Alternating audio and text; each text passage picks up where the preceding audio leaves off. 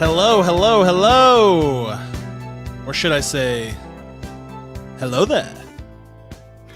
This is another episode. Why? Kirk, you know why. You know why. Of course.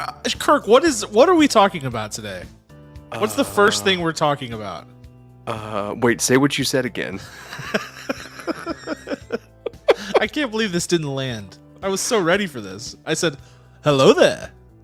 Come on, Kirk. This is embarrassing. Is it Star Wars? Yeah, it's Obi-Wan Kenobi. That's like his thing. That's like his whole thing. He says it. Goodness. He says it in the original movies. Not exactly like that, because that was like a very Ewan McGregor way to say it. But and then he says it. He says it multiple times in the prequels. He says the hello there. So that's what I was trying to play up. But you kind of, I don't want to say you ruined it, but you kind of ruined it, Kirk. No, I sucked the air out from this room, quite frankly, just like that. You could say it. So it is what it is. But Kirk's here. Welcome, Kirk. Sometimes I wish Kirk wasn't here. But it's okay. We're back. It's What's Poppin'. It's Monday night. We're back on our normal night. Back on the stream. For those of you joining us on the stream, thank you for being here. As a reminder to those of you listening on the podcast, you can find us on the stream every Monday night at 9:30 Central. It's really kind of a great way to wind your day down. You know how some people like read books, some people watch old sitcoms that they've seen 1,000 million times. You can spend the last 30 or so minutes of your day with us listening to the latest in movie and TV news, and I think it's a pretty good time. I always enjoy it, and I think you will too. So you can stream with us on Facebook, Twitch, YouTube. You can find us there. We have those links all over our social media, so you shouldn't have a hard time finding it. And of course, if you usually watch on the stream and you'd rather listen in podcast form, or you miss a stream, you can always catch us on Apple Podcasts, Spotify, Google Podcasts, Stitcher, and all of the others. Podbean. There's so many, and we're on all of them. So whatever way you're joining us, whatever form or format, we're so glad to have you. We've got a really fun week of shows for you this week. So tonight, what we're going to be recording, and today is Monday, 3/14, Pi Day. Pi Day. We're going to be doing What's Poppin', which is our movie and TV news for those of you who are new to the program. And then later this week, we will release our movie review, which we'll be recording right after we hop off the stream. Now, there was some contention around what movie we would be reviewing this week. I thought it was a foregone conclusion, and I was very wrong. So at the end of our Batman review, or our review of The Batman, which you should go back and listen to if you haven't already, I said that I hadn't talked to Kirk about what movie we were reviewing, but that it was such an obvious pick that I didn't feel like I need to talk to him about it. Well, maybe obvious to you, but I know, that's what I'm saying. I was wrong. And so Kirk was like, let's both say what movie we're thinking of on the count of 3. And I said Turning Red. He said The Adam Project. It was a whole thing. So now we were trying to decide what we were going to review. We posted on social media. We got mixed feedback, of course. So here's where we've arrived.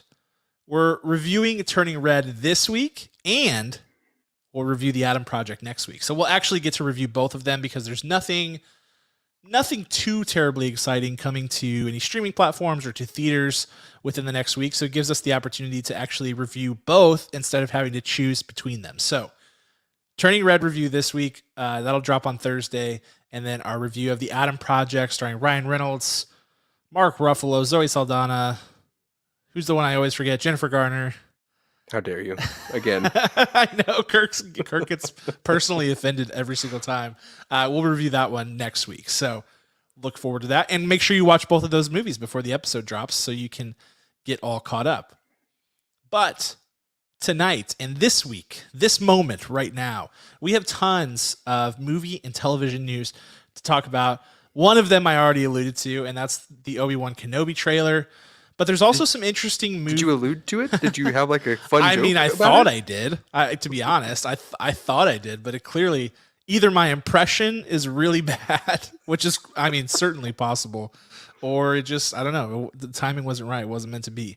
But we'll be talking about that. We'll be talking about some things going on in DC, Warner Brothers land. We'll be talking about Dune Part 2. We'll be talking about I Am Legend Chapter 2 or Part 2 or whatever they're going to call it, as well as a few exciting things that are dropping on digital and streaming this week. So we've got a lot to get to, Kirk. I will ask your permission once again if we may pop it up. One moment, let me think about it. Yeah, Yes, yes, you think it over. absolutely can pop it up. Great. Let's do it.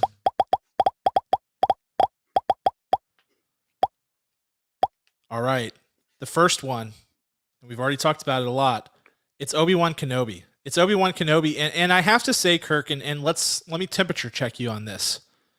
I feel like this is, without question, the most anticipated new television series of 2022. Do you feel like that's an overstatement or an understatement? Well, it can't be an understatement, I guess. But do you think that's an overstatement? I think it's a spot on statement. I think Yeah, there's no over or under on it. It's just direct. If you are not super excited about this movie, this TV series, then you haven't lived. You haven't seen a Star Wars film, especially. I just also want to point out, as soon as Ewan McGregor pops up on the screen, I just want you to look at the resemblance that I should have been cast as his stand-in a long time ago, because I feel like we have a lot of similar characteristics due to your heritage. The correct, he's Scottish, I'm Irish. It's pretty close. That's right? Close enough, right? And I think that once that I will be clearly shipped right out to California and put in every movie with Ewan McGregor. It'd be a great break, and he seems like a really nice guy. I don't even want to talk about Obi-Wan. I just want to talk about the resemblance here. So I hope you're here for that. That's classic Kirk right there. Way to make it about you. But no, we're talking Obi-Wan. I feel like this series is a huge deal.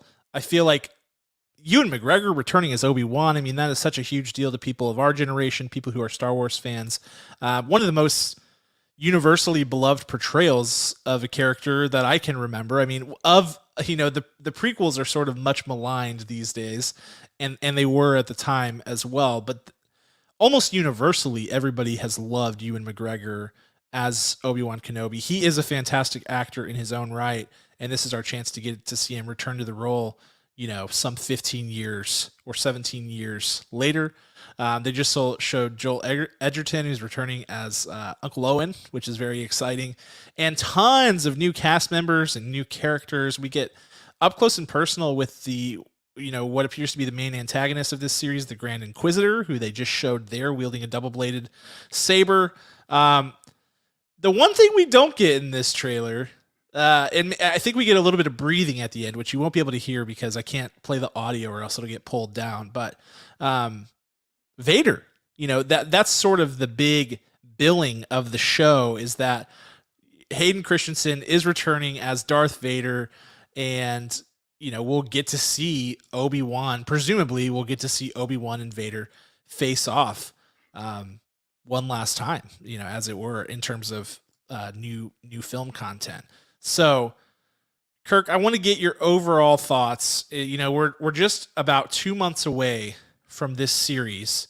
And sorry, I just minimized the screen, so it's being a little weird. But we're about 2 months away from this series. What are your thoughts on this trailer? And how are you feeling 2 months out? Yeah, this may be one of the best teaser trailers, because so often we get teaser trailers that are they just kind of piece together really quickly, and you're not sure. You're like, well, I'm sure it's going to be good, or wow, they gave me way too much. This is such a good balance, because we know there's going to be an even more flushed out trailer after this, where we're going to most likely see Hayden Christensen in, I almost said the bat suit. what a different world that would be, in the Vader suit. Presumably we'll have him pretty frequently with his helmet off in his healing chamber. That'd be pretty fun. But this is pretty much everything I wanted to see. I did want to see a little bit more of the actress Bonnie. I forget her last name, but she played the aunt. Oh goodness. Aunt Beru. Wife. Aunt Beru. That's right. Yep. So she plays the aunt. She's been through a lot in her life. So I was just really excited to see her, but she wasn't there. That's okay. That's the because she was mixed up in NXIVM. Is that right? She was mixed up in NXIVM. Mm-hmm. Gotcha. And she escaped. Bravo, Bonnie.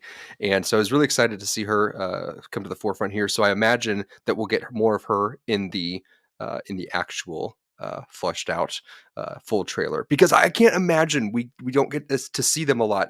I don't think we'll get a lot of little Luke in this series, but I imagine that No. they will go to the market and the droids, he'll tend to the droids while they go, or they'll go on a vacation, something, and they will intercept these interactions with Ewan McGregor, giving an update about Luke Skywalker's life. I'm like dying to see what that looks like, and the hiding and the just the mix of things that goes with that. So very pumped. This is going to be grand. Yeah, and I also feel like there were a number of, um, you mentioned one person, Bonnie Pisa, Peace, PC. I don't I know. wish I I don't knew. know how to pronounce her name, but we didn't see Kumail Nanjiani. We didn't see Yeah. O'Shea Jackson. So there are a few other members of this cast that still are kind of a mystery. Indira Varma, unless I missed her, I get so caught up in these trailers. But this is a big cast. It's a cast that's very enticing, and it's a short series. It's a 6-episode series, and right now there are no plans for any sort of season 2 that we've heard of, which I try not to talk very much about because it makes me extremely sad and depressed. So I try not to think about it. But this is a big deal. I have to be honest, I was a little bit disappointed with this trailer just because I don't feel like I have a taste of the series yet. I don't feel like I have I don't feel like this changed my expectations in any sort of positive way. Like, I don't feel like I have a firm grasp on what exactly we'll be doing here, but that can be a good thing too. Like, I think that can be a good thing. It can be bad if you see too much and you start making assumptions and things like that. And I don't feel like we saw too much of anything here, to your point, Kirk. I feel like there's still a lot we need to figure out.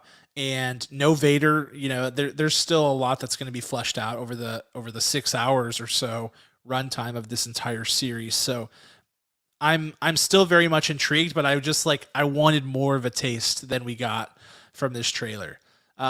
Here's what's interesting about Obi-Wan Kenobi. There's been a ton of news coming out over the last week as they have sort of started rolling out the press junket for this show. The Hollywood Reporter is reporting that throughout the creative process, there were a lot of ideas that were sort of stricken from the original creative direction of the show. And if you can remember correctly, right around this time 2 years ago, we were hearing about how the show had been delayed, and Kathleen Kennedy was saying that Obi-Wan Kenobi was not on track, but that it was still going to keep going and it would just be delayed. There were some creative changes that were being made. Reportedly, from the Hollywood Reporter, they're saying that the direction of John Filoni, or John Favreau and Dave Filoni, to the creative team here was to go bigger than what they were originally planning, and that those original plans planned on introducing Darth Maul with Ray Park reprising his role, and a little bit more Luke Skywalker.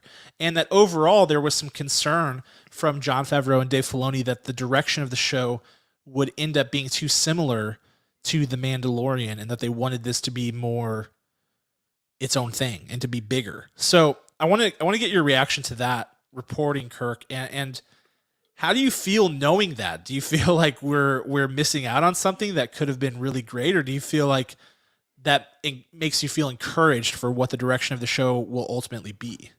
I feel okay with them taking out, adult Luke Skywalker, because we get, spoiler alert, so much of him in the book of Boba Fett. Like, we Yes. get basically an entire episode of Luke Right. Skywalker in there.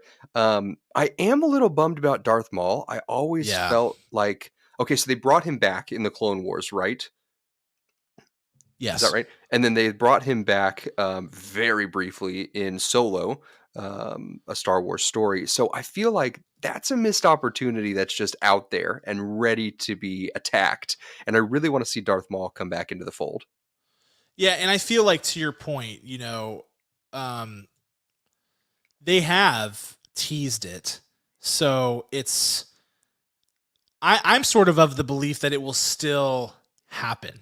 Like that like the Darth Maul thing, they're kind of holding it. I don't know what they're holding it for, or when they will use it, but that it's still, like, I don't feel like it's not going to happen. Hmm. It just, maybe it just didn't sync right for this show. It would have been, to me, it feels like it would have been such a nice conclusion to the Obi-Wan story arc to avenge his master, to Right. finally finish the job with Darth Maul.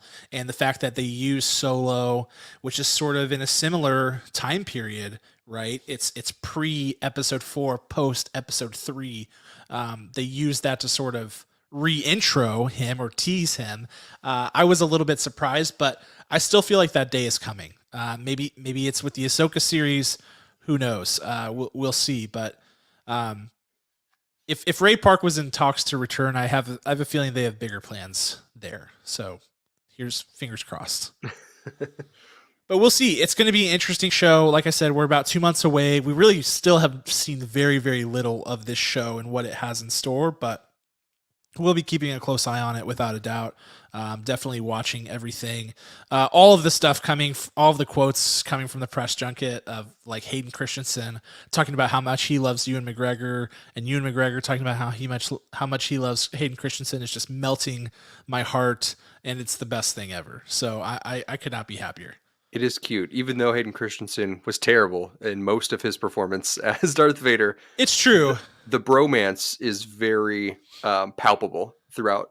It's jumping off all of the press stuff. You got it. I feel like he never got a fair shake, and I feel like George Lucas isn't exactly the best director of actors, right? Like he's not the kind of guy who's going to bring the best performance out of somebody. He's really just focused on the storytelling, and even that he gets a little lost in the sauce a lot of times. So a great creative mind, make no mistake about it, but I just don't think it was the best person to have tutoring, Hayden Right. Christensen early in his career for those performances. So I'm glad that he gets another shot. I hope he makes the most of it. I hope he turns in a great performance, and it should be a fun time. Either way, it should be really fun. Yes. All right, next up. From one sci-fi epic series to another, let's talk about Dune. Dune is Dune Part One, as it will be for henceforth known, since there are sequels coming. Uh, it has garnered a ton of critical acclaim. It's nominated for Best Picture at the Academy Awards later this month, and shortly after it was released and had some success both on HBO Max and in theaters, it was announced that Dune Part 2 was in the works, which makes sense considering the first movie only covers half of the first book. These books are mammoth and with lots of characters and lots of world building and so much going on. But the reports this week that are very, very interesting, if you follow the industry closely, is that Florence Pugh and Austin Butler are both rumored to be in talks to join the cast of Dune Part Two. Florence Pugh, we all know by now from her roles in Midsummer, most recently Black Widow, and the Hawkeye series, and the many, many other things she's done, Little Women, etc. She is, the biggest star on the rise right now. I would say, safe to say, Yes. in the entire industry. She hasn't quite had her like Tom Holland Zendaya breakout moment yet, but that seems to be coming very imminently. And then Austin Butler, who is on that same trajectory, just maybe a little bit behind Florence Pugh, who's been cast as Elvis. He was in uh, Once Upon a Time in Hollywood. He's been in a couple of things.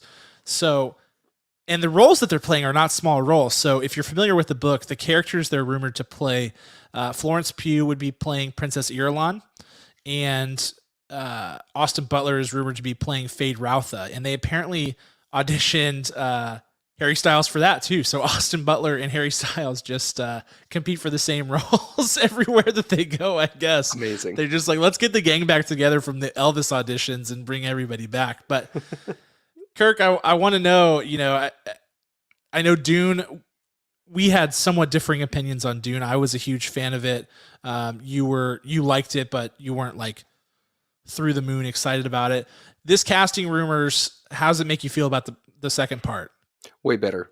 Way better. You had a solid crew in part one that really laid the foundation, but you have an electric cast for part two. I mean, you're talking about your people who the only thing they want to do on screen is absolutely pour their heart out or just get destroyed in a horrific way, and you watch them die slowly so we can experience that pain with them. That's all these actors do. So Dune Part Two, we had like I don't know, like a like a very soft parade, classroom parade around the maypole in the in the first part, and Yeah. this one is just going to be a car crash, but an exciting one. Like, you're going to see everything fall apart, and people try to put it back together and save lives. And I don't know anything about the book, but I think that's exactly what's going to happen.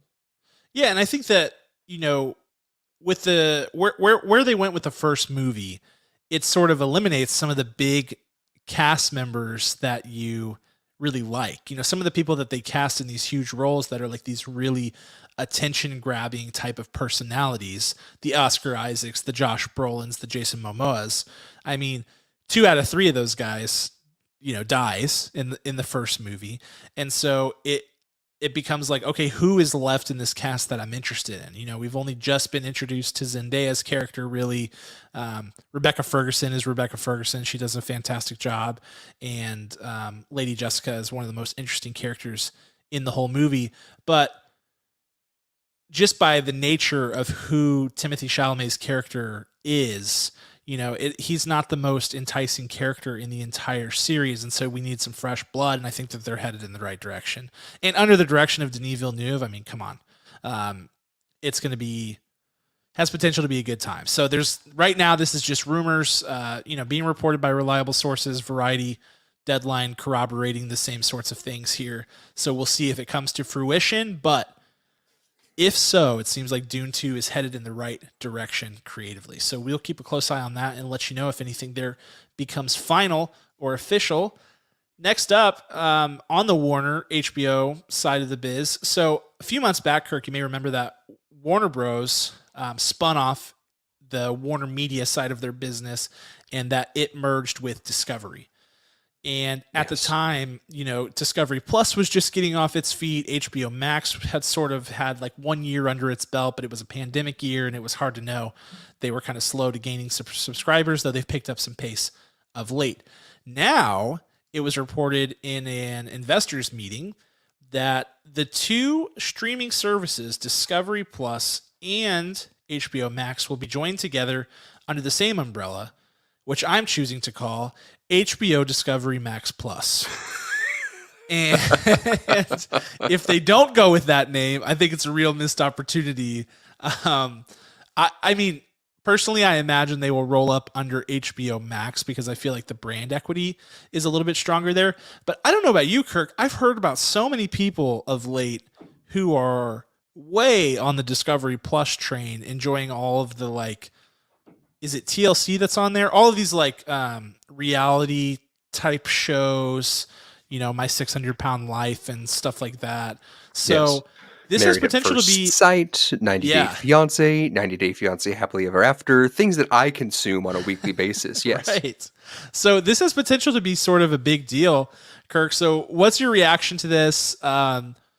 If there was a rate hike to HBO Max as a result of the Discovery Plus content being added, is that something you would gladly absorb as a consumer? What's your overall thought here? You know, I think that there is such a following to the I kid you not, to simply what they branded as the 90 Day Fiance universe. They have branded this, it was on commercials and actual promotional items of Discovery Plus when they rolled it out. I There love it. is such a following, myself included, that they won't need to price hike. They'll actually be able to lower the price because there'll be so many people signing on to HBO Max to watch all of that content. It's insane the amount of people that watch that, and that's just that. Like you know, like I also spat off Married at First Sight.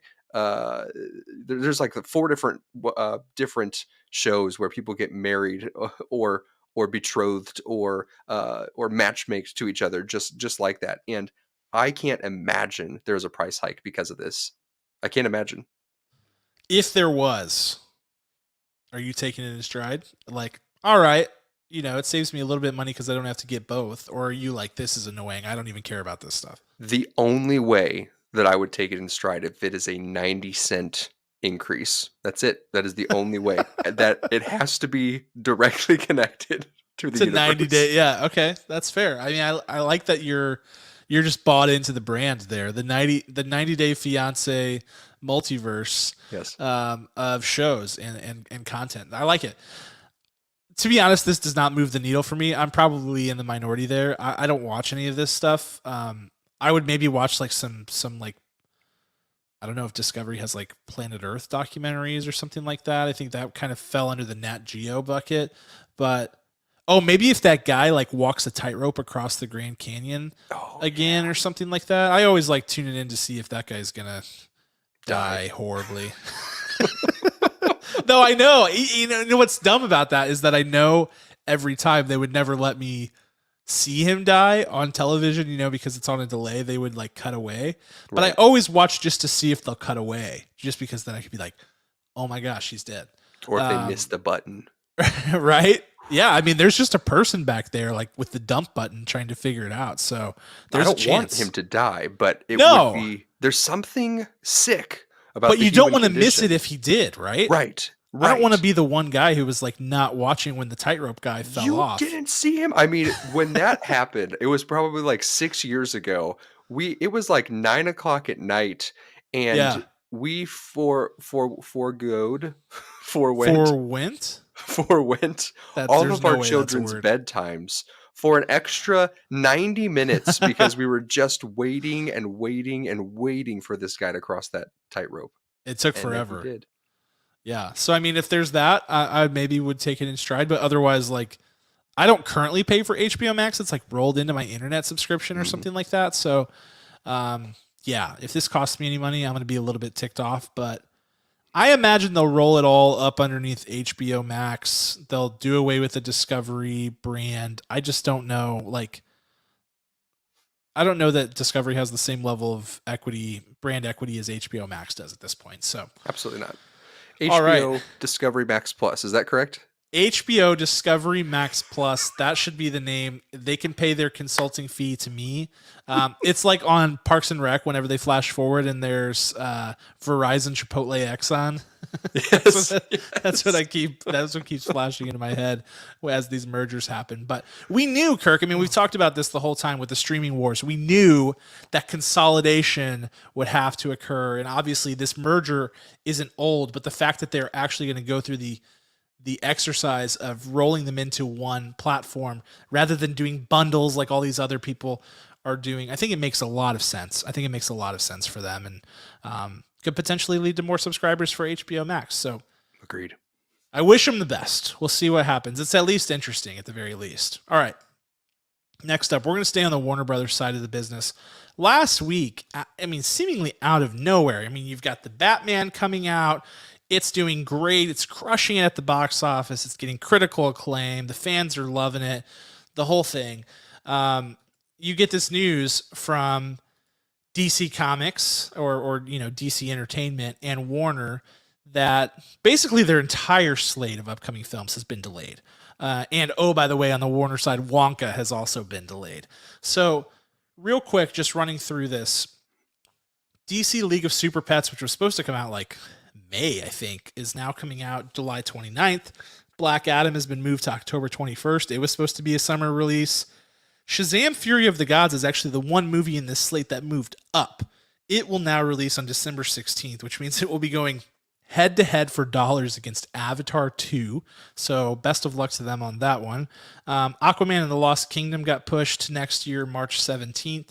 The Flash got pushed basically an entire year to June 23rd, 2023. And then the Wonka movie, which is Warner, not DC, but DC's under the Warner umbrella, got moved to December 15th, 2023. That's the Timothée Chalamet film there. And I'm surprised by this for a lot of reasons. I think one of them is that most of these movies were meant to come out this year. So that is a big surprise. COVID is not really as much of a factor this year with movie going as it has been. And the other thing is, Kirk, I don't know if you remember this, but we just saw the Batman and they showed one trailer before it because we were at the fans first thing. And what was it? It was a sizzle reel for all of the DC content that was coming out this year. And they were like, League of Super Pets, Black Adam, The Flash, Aquaman. I mean, they were touting all of this stuff. Like, come see our amazing slate of 2022 films. And they must have showed that trailer. I saw it before another film recently too. They must have showed it to millions and millions of Americans and people around the globe actually too. And then they go out and delay it. I mean, what in the world is going on here? Yeah, 1 week later they said, never mind. I think, as a guess, they looked at their films. Someone who has seen all of the dailies from the films in progress or in post production or whatever state they're in, and they said, yeah, we're going to need to do better. We've got to get up to the Batman level now. We've kind of struggled and pulled ourselves along, but this really is our chance, our opportunity to reset. So I don't care what it costs, delay everything, make this stuff better. That's my personal hope and take. If there's someone like you and I sitting in the DC Warner Brothers studio that's like, guys, I can't watch our own stuff. I don't do it. I won't do it. That is what I'm hoping for with all these delays. I mean, that's that's my hope as well. I think DC is on an interesting trajectory right now because they've had a couple of good moments in a row here now because they had the Suicide Squad, which was really good. Yes. They had the Batman, which was really good. And they had Peacemaker, the Peacemaker show on HBO Max, which people loved. I loved it. I thought it was great. And they have some really good filmmakers who are signing up to make movies with them, which is great news. You know, if you got James Gunn and Matt Reeves willing to work with you on your content, that's a great place to be. And the most encouraging thing I've heard out of that shop in a long time, and I can't remember which, it might have been president of Warner Media. I can't remember exactly who it was. They basically said that they're looking to go more filmmaker driven in their content creation. And I was like, yes, you figured it out. That like, get a good filmmaker and it all flows down from there. And people like to work with Warner. So yeah, I have to hope that there's, you know, some good content improving reason behind all of this, but I just don't know. I mean, even if that stuff was bad, isn't the train kind of too far down the tracks at this point? I mean, there are a good chunk of people who love the previous DC stuff. They love the Snyderverse stuff. They love Ezra Miller as the Flash. They love the Aquaman films, etc. And like it or not, like those people are clamoring for these movies. So I don't really envy the position that DC is in because I think they've got this really loud niche fan base for those films. And then there's like them trying to appeal to the mainstream. And it seems like those are two parties that you can't really please. And appealing to the mainstream comes obviously at great expense because you have to overhaul a bunch of stuff. So I'll be interested to see how it all plays out. But I was, I couldn't tell how I felt about these delays. If I was encouraged that they were looking at, you know, quality control to your point, or if I was nervous that, you know, they don't feel confident in it, but they don't know what to do. I'm encouraged.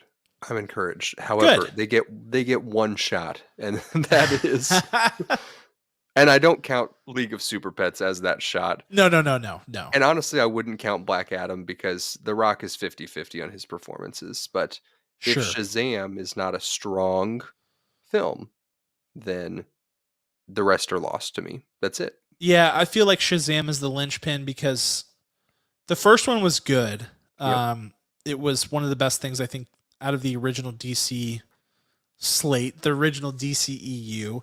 And they're sort of trying to like recatch lightning in a bottle there. And they've got some exciting cast members in that film.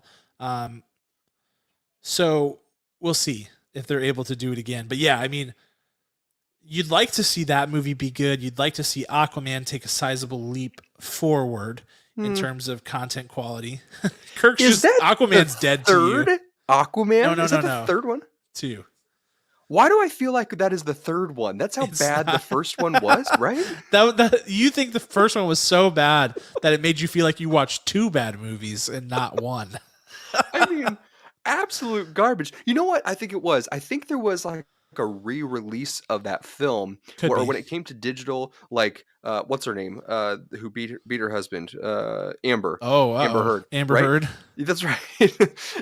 Didn't she change her entire performance? Like she was, or she reshot her scenes like she was British speaking in the original take, and then she was just speaking American in the next. Like that's Perhaps. that's why I feel I've watched that movie or two different, two actual films. So when Aquaman 3 drops on March 17th, 2023, it will be too many. Too many. Could be. We'll see. We'll see. I mean, it's you want to be optimistic. We'll see. Delays are. I feel like delays are rarely good news, but it's almost like you'd rather them do that than release a terrible movie. So Right. Like we'll Sonic. see. Sonic. Exactly. Delayed and Sonic. still terrible. People yelled at the trailer because Sonic looked horrifically bad, and they fixed it. They delayed the movie and they fixed it. So that's, I mean, that's obviously like that's the poster child for like best case scenario on a film delay. And that movie was still not good, even though the character looks great. But yeah, we'll see. We'll see. We'll keep a close eye on it. Next up, I Am Legend. We talked about it at the outset. I Am Legend. The next chapter. Here's what's really interesting, and this is why Kirk is absolutely fist pumping right now, is that Michael B. Jordan is in the fold, not only to co-star in the movie, but also to produce with Will Smith. We know Michael B. Jordan has been digging his fingers deeper into the world of, or dipping his toes. Yeah, deeper into the world. I like digging his fingers. I was thinking like fingernails, like how you dig into something. I am the producer now. I was thinking Black Panther is what I was thinking, but he's getting deeper into the world of film industry as a producer and as a money man. So this will be interesting. The elephant in the room here, Kirk, and everybody's saying it, so I'm not saying anything new. If you haven't seen the movie, earmuffs galore. It is heavily presumed that he dies at the end of that movie. Heavily. Like to the point where people openly say he died. Because, I mean, he dies in the book. Right. And then in the movie, now there is an alternate ending where he doesn't die. But it was not the theatrical ending. The theatrical ending really heavily alludes to the fact that he dies. Yes. What do you do? What do you do about that? You have two options. You start the next film with the alternate ending. Okay. Easy, right? Or the blast actually pushes it has so much power at the front of it before the flames hit him that the sheer force of the explosion pushes him straight through the house that he's in, even though I think he's in the basement. So I don't know how that he's in part basically works. like a concrete bunker, right. Like he's heavily fortified. Maybe something in the lab was like super, like vibranium. It's tied into the MCU, exactly. and it covers his body. I don't know what it is, but yeah, this should be fascinating how they literally resurrect him and bring him back to life. I mean, at the end of the day, like it's sci-fi fantasy, right? So stranger things have happened. I mean, literally, like no one is ever really dead. We always make that joke with or we say that sort of in jest with the Marvel universe. It's been proven to be true many times. I think the same goes for pretty much anything in the sci-fi fantasy realm because it is what it is. There's also the theory, I don't know if this is a real theory that's out there, but as I was kind of thinking about it, and sort of reacquainting myself with that film, the reason he sort of dies is to save the like cure thing, right? So there's a chance that maybe there was another person on Earth all along, and it's Michael B. And he stumbles across this, and maybe there's like a breadcrumb trail of like flashbacks or videos or something like that they could do Blair Witch style with Will Smith, and that he's actually just like looking back on all this footage of him. I mean, that could be a way that they go as well, potentially. Possible. Yeah, I think I just said this movie holds such a dear place in my heart because this thing released on my birthday, the year that it came out on December 14th. That is always nice. I mean, I watched this movie so many times. I got my wisdom teeth out, and my mom bought it for me as like, "Here, you're going to be laying on the couch for the next week, so here you go." This nothing can go wrong with this sequel, and I know that's a bold statement for a Will Smith film because he is hot or cold, not to his own detriment, or maybe it is. I don't know. Yeah, I mean, Sometimes, he takes some bad roles, like Bright, like when he like was in Gemini Bright. Man. I don't think about Gemini Man. Yeah, it's been blocked out. You know what? What if Michael B. Jordan plays the little boy? What if he plays the little boy, like grown Sure. up? Maybe this is years and years later. Uh huh. That'd be fascinating, right? It would. I mean, time has passed in real life. The timeline would sort of line up that way. So, I want to know if when Michael B. Jordan, like his age in 2007, if it lines up, like yeah. if you, I think it might. I really think it might. I was going to say, I think it probably does, right? It's probably decently close. It's Close enough for movie magic, right? I mean, right. that gap's pretty wide. They can close some pretty big gaps these days in Yes. terms of age. Oh, this is just going to be great. I can't wait. This is going to be fun. Yeah, I mean, not to. I didn't like love the first one. I thought it was fine. Shut your mouth right now. I know. After you just like oozed about how much this movie means to you, I hate to be that guy, but like I thought it was fine. I enjoyed it. I can't say that I'm like Stop right overly there. stoked Stop. that they're making. You said you enjoyed it. One. You get no other words. But I am intrigued. Listen, this is the good part, Kirk. I am intrigued. This isn't something I was asking for, but I am interested and will watch it. So there you go. And I'm infinitely more interested knowing that Michael B is in the fold because I think he's great. So we'll keep a close eye on it. That story's coming courtesy of Deadline, so I'm sure they'll have more updates as that one gets moving along. Couple of quick hitters here on the creative side of the biz. Sean Levi, who just directed The Adam Project, which we'll be reviewing next week, starring Ryan Reynolds. Also directed Free Guy, which was a big hit from last year. Was that just last year? Was that 20? No, it was last year. It was last year. He will be directing Ryan Reynolds once again, this time in Deadpool 3 for the Marvel Cinematic Universe, the first Deadpool entry in the Marvel Cinematic Universe. As a reminder, it will be R-rated. And those two are pairing up again. I'm sure Ryan Reynolds, as a writer and executive producer on the Deadpool movie, had a lot of say in this, so he sort of got to handpick his guy. Kirk, any quick thoughts on this choice? Are you feeling? I mean, David Leitch has been involved in the past in the Deadpool movies. They've done both movies were great by my estimate. So, what are your thoughts on Sean Levy jumping into the fold? We have talked about this before about how Sean Levy has directed some of my absolute favorite things or been a part of my favorite things, such as, I'll say them again because you probably won't go back and find that episode. Sure. The Secret World of Alex Mack, ladies and gentlemen, the famous Jet Jackson movie, In a Heartbeat, the famous Jet Jackson TV show, Big Fat Liar, ladies and gentlemen. I mean, there's so many things on here that just scream I am the best director or I will be the best director ever, including 8 episodes of Stranger Things he directed. So I absolutely am falling in love with this director. I think he directed This Is Where I Leave You as well.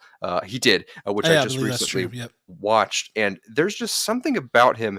He just is so easily able to infuse humor and just really not dark, but just really just pull things out of you, pull emotions out of you that are just so real. And not that you're just gonna have people sobbing all the time. That's not even the purpose. It's just that I honestly think maybe he's also a therapist and he's able to like write these people into speaking these emotions. It's so good. I think this is perfect for Deadpool 3. Yeah, it's exciting. It's exciting. Yeah, I think he has an understanding of the human experience at a pretty high level, to your point. So it should be very fun. Deadpool 3, by all accounts, I mean, is one of the films I'm most excited for, being sort of a super fan of the first 2 movies. I mean, me and my wife watch those movies constantly. So very excited about this one and excited for a new voice behind the camera there. I think that'll be exciting. Next up, I'm going to say exciting 5,000 more times. Exciting. Here's something else I'm excited about, Kirk. This is hot off the presses from the Ankler, which the Ankler is a publication. You have to subscribe to it. I don't. I just kind of steal the headlines, but they provide scoops on the industry and things like that. But their most recent scoop is that Damon Lindelof of Lost fame, he was a writer on that show, the main writer on that show, along with J.J. Abrams, and of Watchmen fame, he wrote the Watchmen series for HBO Max, is reportedly working on writing a Star Wars movie. And here's the thing. Wow. I want to get excited about this, but there's a couple things that are holding me back. One, Damon Lindelof is great. I think Watchmen is perfect. Like, I really think that it's like as close to perfectly written as a limited series can possibly be. I was amazed by how that all came together. It was a beautiful, beautiful thing. He as with most people in the industry who have been around long enough, there are some clunkers and some good things that are going on his resume. So I'm not going to just assume that this is a slam dunk. Here's the other reason it's not a slam dunk. How many times have we heard of some hotshot creative, somebody who's a big name, who everybody gets excited about, being linked to a Star Wars movie, and then all of a sudden, 6 months later, 9 months later, a year later, creative differences, they're out, so-and-so is in. I mean, Christopher Miller and Phil Lord, Patty Jenkins, Ryan Johnson, Colin Trevorrow. Like, the list goes on and on and on. So until I'm reading the Chiron text at the beginning of the film, I can't get excited about it, to be honest. No. Why would you get excited? And Kirk still hasn't forgiven him for Lost, so here we are. Absolutely. If there's anything we know about this new Star Wars movie is that the first 90 minutes will be fantastic. Immaculate. The following 15 minutes after that will be confusing, and then the following hour will be one of the worst cinematic experiences of our lifetime. But Watchmen was so good. I don't know what happened. He must have had some sort of incredible life experience that changed his outlook on life, because, man, I'll never forgive him for the final season of Lost. I think a lot of people hated Lost, the ending of it. Yeah. Because I feel I did not watch the show. My understanding is that it was a radically off-color ending for how the show had gone up to that point. So I get it. But we'll see. I mean, chances are he'll get the boot. Him and Kathleen Kennedy will butt heads and it'll be over. So hey, you know what? I don't even know why I'm saying this right now. Kathleen Kennedy, we're just going to raise our hands. We'll do whatever you want to get into this. Seriously, just tell me the exact movie you want to make, and I'll take some online classes. I'll figure it out. Yeah. You draw the storyboards. We will make it happen, shot for shot. We are yes men. We will come in and we will say, yes, that's a great idea. That is a great idea. There will be no creative differences because we have no ideas of our own. We'll just go, yep, got it. All we ask in return is an inordinate sum of money. Yes, we would like to be the highest paid directors of all time, present, past, and future. I mean, I'm talking like $6 trillion each, please. Yeah, and then just basically puppets, just really expensive puppets, and I think that's a fair trade. I mean, that's what Zack Snyder was, right? Oh, Kirk, you were throwing some major fireballs toward DC. The Amber Heard comment, the Zack Snyder comment, that niche is coming for us, man. They're coming for blood, and they are a bloodthirsty bunch. You got to really watch it. I won't live through the night. Finally, just to wrap up, that's the end of our news stories. But what to watch this week? Spider-Man: No Way Home is releasing on digital tomorrow, a week earlier than they originally said it would. So if you're somebody who has to have it as soon as it's out, you can get it tomorrow on digital. I think I'll be waiting for the hard copy medium. I want it on my shelf, but also it's going to hurt tomorrow, Kirk. There will be people tweeting about, watching it at home, and that's going to hurt. It's going to hurt hard, and we'll have to wait an additional month, 5 weeks or so until it comes out on Blu-ray, and that's unfortunate. But to all of you who will be partaking tomorrow, I wish you the best, and happy hunting, and enjoy your movie. I wish you the worst, yes. Other Marvel news, all those Marvel shows, the Defenders universe, the Punisher, Daredevil, etc. That stuff comes to Disney Plus on Wednesday, March 16th. So that's very exciting. Get ready to watch all of that. I had the little Daredevil icon as my avatar on Netflix for the longest time, and they took it down, and now I have this ugly red face thing that's just horrific to look at. I need to find a new avatar, but That is just unfair. it is unfair. I can't believe that. So did you were you playing around with your avatar, or they just switched you No, out? they took it out. They took it out. They just took it out, and they didn't even let me. I feel like a phone call. I don't know what protocol is there, but I was offended and horrified whenever I saw it. This thing is so ugly, too. And while we're on the topic, the Amazon Prime avatar selection is horrible. I don't know if you guys have looked at that. They have no characters, none. It's just a bunch of, just misformed blobs of people, or just the really lame, grayish outline of a person. Yeah. On a colored background. There's only 6 colors. It's horrific. When are we going to be able to upload pictures of ourselves Yeah. to these platforms? Yeah, YouTube style. Or I don't know, Amazon Prime has tons of original content. Let me put Jack Ryan on there. Let me Right. put Midge Maisel on there. Yes. You've got all these original shows. Why am I limited to just these, amorphous blobs of garbage? I agree. It offends me. Anyway, what were we talking about? Oh, shows that are coming out this week. Also, still, again, on the superhero front, but on the other side, DC's new series. This snuck up. I mean, we heard about this a while ago. DMZ with Rosario Dawson, which is the DC show, directed by Ava DuVernay, who's a huge name, is ho hum. It's on HBO Max this Thursday. They must not think it's very good. They haven't promoted it at all. It's really weird. The first trailer came out for it last week, and the show comes out this week.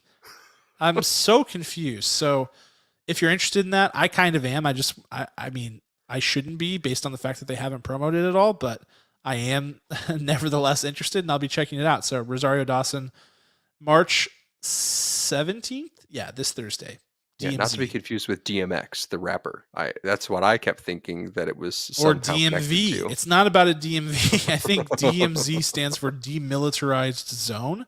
Yeah, there it is. Yep. I don't know if there are superheroes involved. It's DC Comics. I know nothing about it, but it should be interesting. We'll maybe I'll watch it, and maybe I'll let you guys know. We'll see what happens. Huh. All right, Kirk. Anything else to add before we get out of here? I have nothing. I have nothing left to give our audience today. All right, so just a reminder, Kirk and I are about to hop off the stream. We're going to go record our review of Turning Red. That will release this Thursday, St. Patty's Day, March 17th for your ears. It will also release on YouTube at that time. And then next week, we will follow up with our review of The Adam Project. So we'll get to review both of those movies. You'll be able to listen to both of those week over week. If you haven't already, go back and listen to our review of The Batman. We had a lot of fun deep diving into that film. We do discuss spoilers as we do in all of our reviews now, and we do discuss what's next for The Batman too. So that's some really fun discussion as well. Not just our normal movie review, but also what's next to come in the series. But we'll leave you there until later this week, whenever you hear our review of Turning Red. Until that time, special thank you to our executive producer, Ryan Spriggs, and the band that creates our amazing original music, Rhetoric. Check them out on Spotify, Apple Music, everywhere else, and we will see you guys later this week. Talk to you then.